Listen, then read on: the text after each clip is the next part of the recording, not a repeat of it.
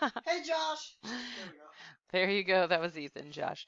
Okay, so we're going to pick up where we left off with making some of these um, graphs on Google Sheets. So we finished this one up last, well, let's see, on Monday. Right? Everybody got their graph made, their scatter plot. Yes. We got your line of best fit in there, Yes. your equation at the bottom. Yes. Oh, yeah. Okay, so it is there. All right, so we believe it. Okay, so then we are going to pick up and do the next one. And I said it was,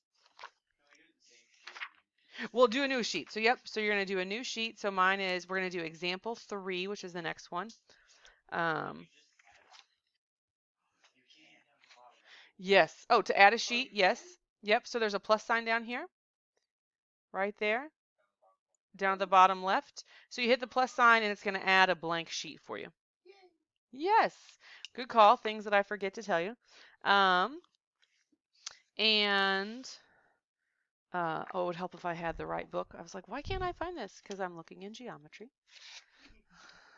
See, you guys wanted to know the page, and I had the wrong book even. Because I was like, it is right here. All right, so we're gonna do. Let's practice with the. Instead of going to the example 3, let's go back to page 76 and let's do Dakota's. The technology corner there. We probably should have started with that one actually.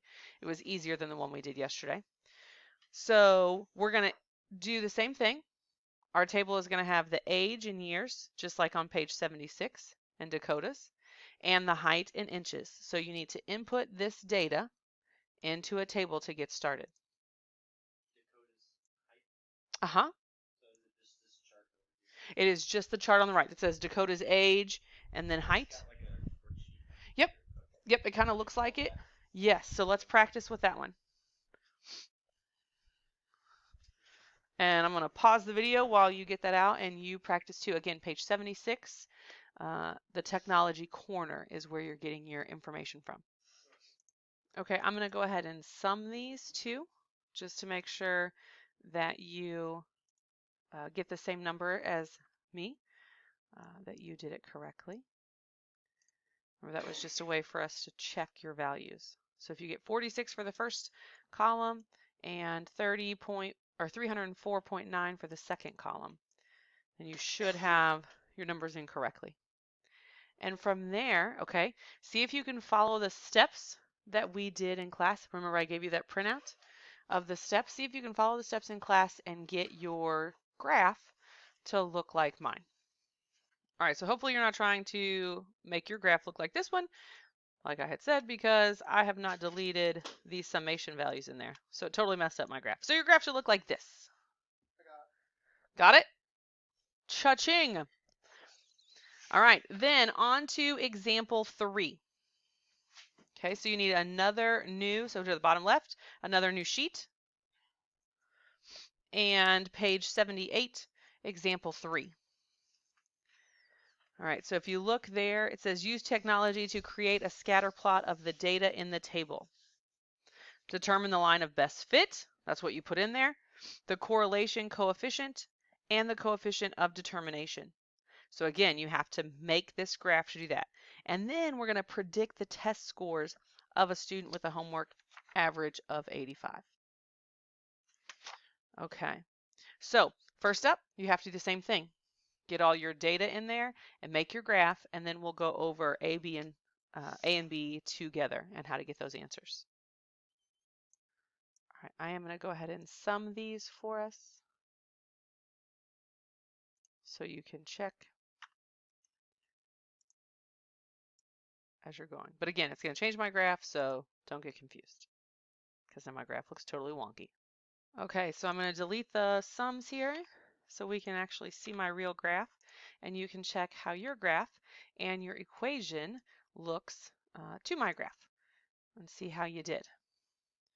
Okay, so if we look at the questions on example 3, okay, it says use technology to create the scatter plot, determine the line of best fit is A. So the line of best fit is this equation down here, like they've given it to us, right? It shows the blue dots equal this. So our line of best fit, perfect, is the equation. So let me get my tools here to write with.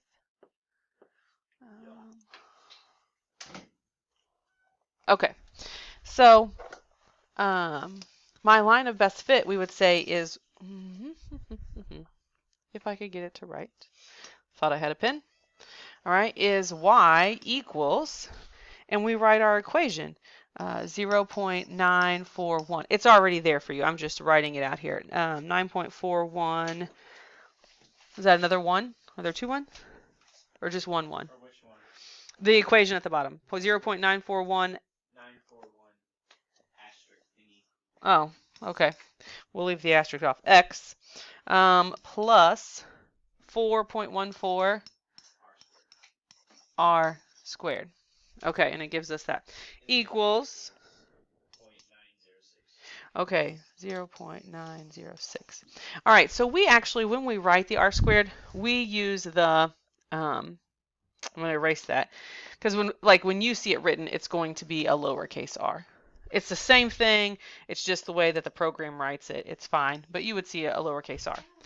Okay, so that is the line of best fit that it talks about, or the trend line. Then it says the correlation coefficient. Well, we talked about that in your notes. The correlation coefficient is your R value. Do you have an R value in this equation? Yes. 4.14, but that says R squared. Okay, so we have to unsquare it. Is that the 9.906? Yes, that's the 0.906 part. So, so how do we unsquare it? The square root it. Okay, so we're going to find, then remember we need to find the absolute value of R. So the absolute value of R is going to equal, well, because in our notes, remember it could be a 1 or a -1, either one. And so we're going to only be able to find the absolute value, and then, but it has a positive slope, so that will help us too. Okay, so we're going to find the square root of that number. So the square root of 0.906. All right, do you have a calculator? Anybody? All right, find the square root of, so our R, the square root, or R, is going to be the square root of our R squared value. So that's what we've plugged in there.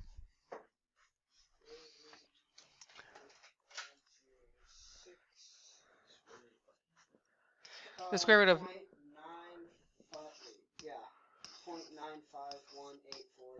Okay, just give me 3.951.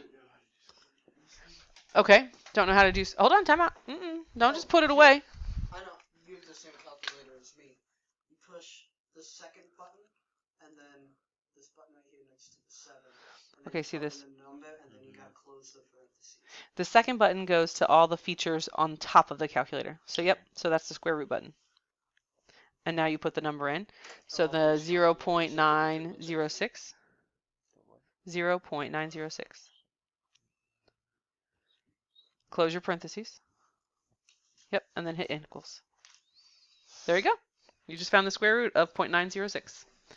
Okay, so this is the correlation, right? So this is the correlation coefficient. But then it also says, so the correlation coefficient is just what R equals. Is just what R equals. So what is that fancy? It's fancily saying what? Like what is it? Well, the correlation coefficient means what? That's exactly. Yeah, that's my question. Yep, that's what I'm asking you from review. Like if you look at your notes, what did the correlation coefficient tell you? So let me pop out of here for a second. Okay. So I don't want to get rid of our work here. The correlation coefficient numerically describes the degree to which two variables are related. Right, because we did a linear correlation. We're looking at linear regression is what that's called. And so that correlation coefficient tells us how closely they are related. So how closely, in this case, we just did Dakota's height, right? Is that the one we're looking at? So we just did test scores. Oh, you just did the test scores. Okay, so we're looking at the test scores in comparison to what? Homework average. Okay, so if students do well on their homework, what does it look like their tests are? Better. Okay, so again, this correlation coefficient R is 0.951, and so we talked about if the correlation coefficient the highest it can be is 1, the lowest it can be is -1. We talked about if it's a strong correlation or a weak correlation. So it can only be 1 or -1? No, it's anywhere between -1 and 1. So it can't be a 2?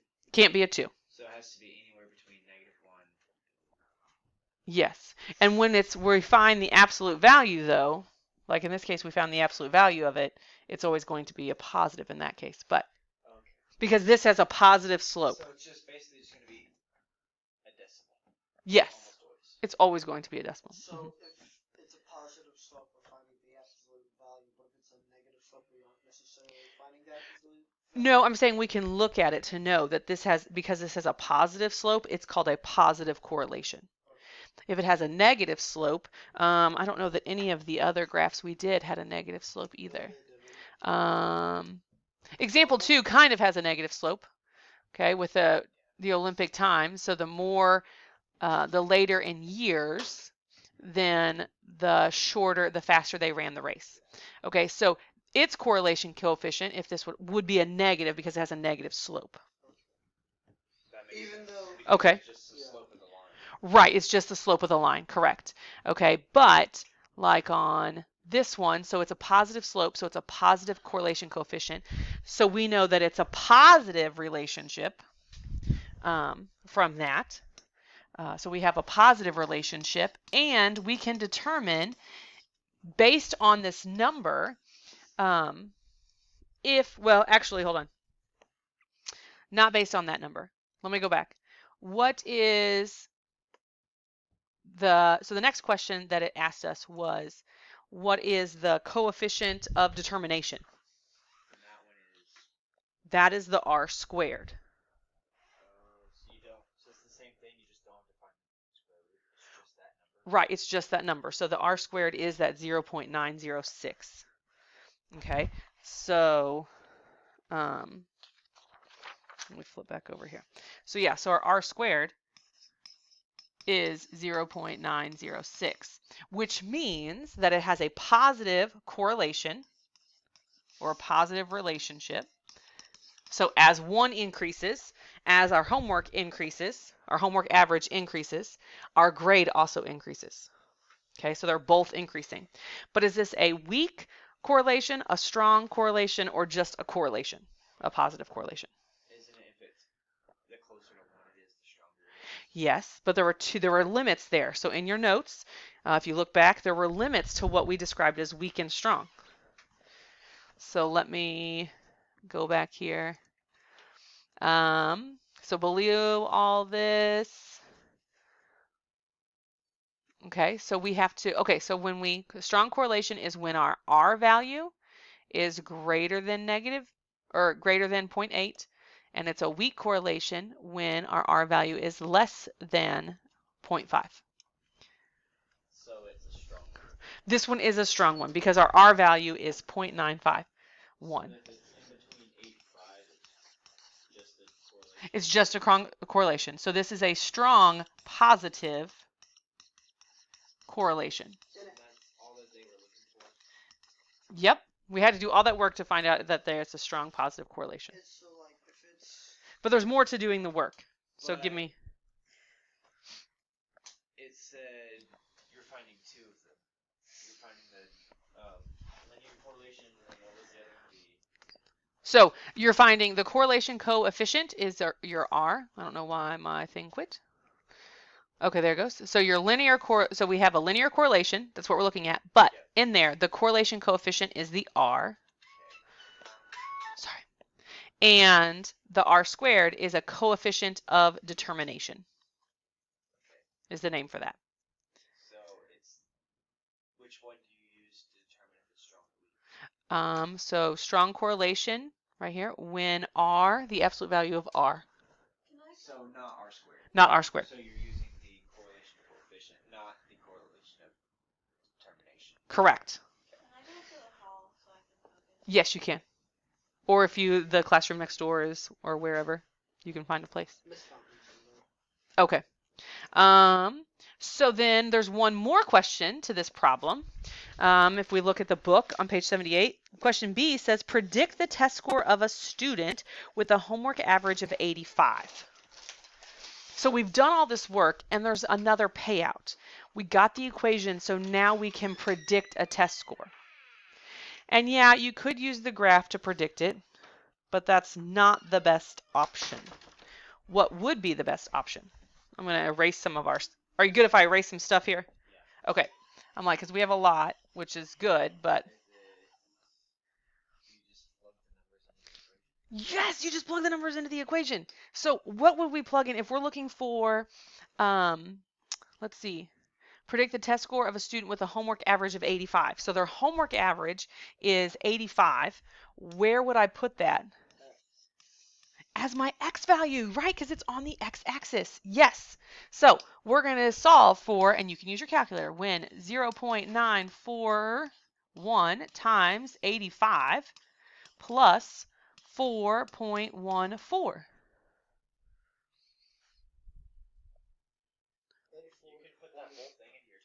You can put that whole thing into your calculator. You put that whole thing in and it'll solve it.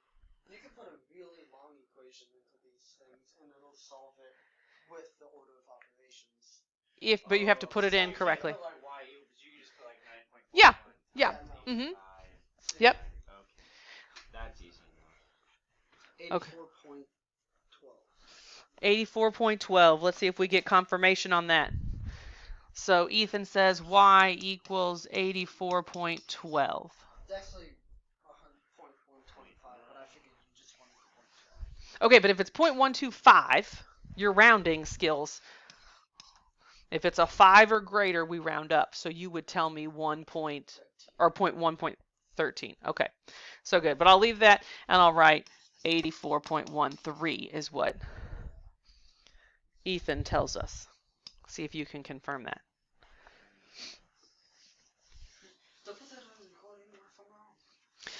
Oh, well, then Ethan's wrong. Oh, well. 84. All right, excellent. So, and that is what the book also says. So very good. Okay, so you created the equation. Now, the part that can be confusing is that this is the equation. And then there should be like a comma in there, but Google Sheets doesn't do a good job of putting it in there. It shows it separately. Like down here, it looks like it's one run-on thing in math. It is not. And so I wrote it there so we could, like the same way, so we could kind of have this conversation. So when it's giving you this information down here, it's giving you the equation, and then it's saying r squared equals this. It's giving you two different pieces of information. That's true. You could. Okay, so from here, on your, you need to do the homework assignment, because you guys finished, you stopped at... We did all of that. No, from 2.4. Yeah, from Monday when we started, remember you only went to like 11? We did 1 through 11. Yeah, so you did 1 through 11. So today, you want to do 19 to 27. The odd ones, and then 30 through 34. So just do the rest of Yep, so do the rest of that today. And so you're going to need your these computers, so you can do those. So just keep adding sheets. Yep, you can just keep adding sheets to this one. And I don't know how I'll check them per se, but they do have questions that go along with them, like 19. We could just send you the shared sheet. You could share the sheet, but so like it says create a scatter plot of the data and complete a linear regression to determine the equation of the line of best fit. Actually, 19 to 27. Let's do 19 to 27 all, because you need to practice on answering all those questions and seeing the value, because you're only making 2 charts. So 19 to 27 all, since I split it into 2 days. So you can answer those questions. But you could answer the questions on a separate sheet of paper, and it will tell me if you got your equations right. Okay, so just do the graphs on here and Uh-huh. then write the maths or whatever you do. Yeah, you can write the math in your notebook. That sounds okay. Okay. That way I know you know how to use it. All right, so that's it for 2.4. Woohoo! Okay. Bye, Josh. Bye, Josh. Get better. I had to log back in, Josh, so they Stop could being tell you sick. goodbye. Stop being sick. Do it.